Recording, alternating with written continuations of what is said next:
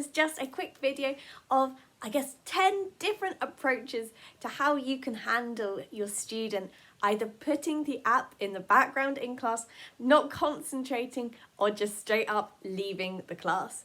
So I've just compiled 10 ways which I sometimes deal with this, and when I've spoken to other teachers, some ideas from them too.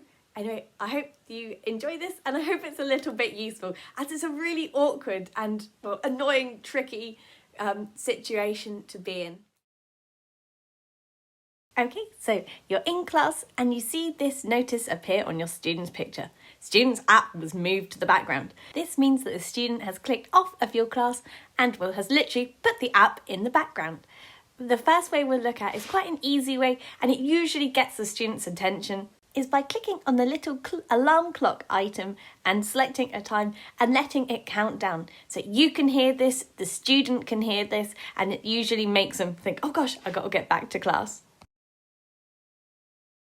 For way number 2 is the good old-fashioned silent treatment.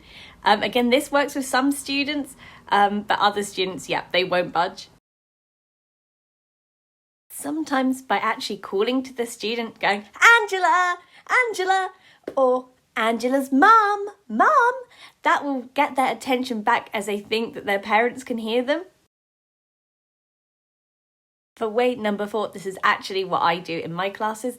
I click on their picture and it will give you a little list at the bottom. Click Reenter Class, press OK, and it will bring the student's app back into the forefront. So it actually re-enters them into your class.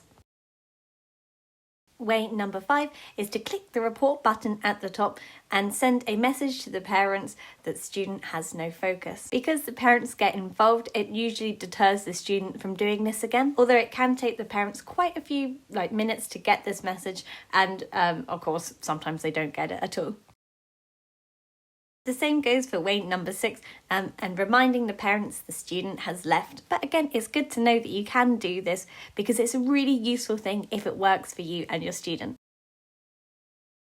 You can always try sending a message to your student. So by clicking on the little message icon at the bottom, typing them a little message and sending it to them, sometimes they'll read this and understand that they need to join in more with the lesson. I usually jazz it up with a few emojis, like the crying face emoji, because otherwise it can come across quite stern.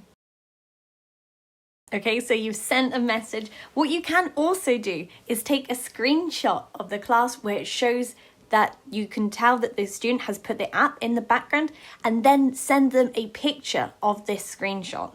You can do this by clicking on the little picture at the bottom of the message, selecting the picture you want to send them, and then pressing OK. So way number 9 is again by taking a screenshot where you can see that the student has put the app in the background. Click on the lesson slide, click where it says local at the top, select the image, press OK, and then it will actually bring it up in class so your student can see that you know that they have put it in the background. So as you can see here, that I've made it one of the lesson slides where Angela can actually see, and I've circled that, like, you've put it in the background, I can tell you've done this. And she laughed and said sorry. And we sort of made back up. She knew that she was in the wrong for doing it, and she knew that I could tell. And for our last way, number 10, isn't something you can do in class, but after class, when it comes to writing the report, click where it says class admin and send them a little message. I just wrote that Angela has been losing focus recently, and if there's something that I can do to help, maybe don't phrase it all as one big criticism, but kind of ask for ways around which you can help. I've heard a lot of reports where teachers don't actually get replies back from class admin, but I'm sure if you're persistent and keep messaging them, that they'll have to do something about it eventually. Okay, so there you go, 10 different ways to deal with the situation. If you have any other ideas or questions about some of these, please let me know. I would love to find out some other ways that teachers deal with this, as obviously it's always a learning curve and there's always things that you can improve on.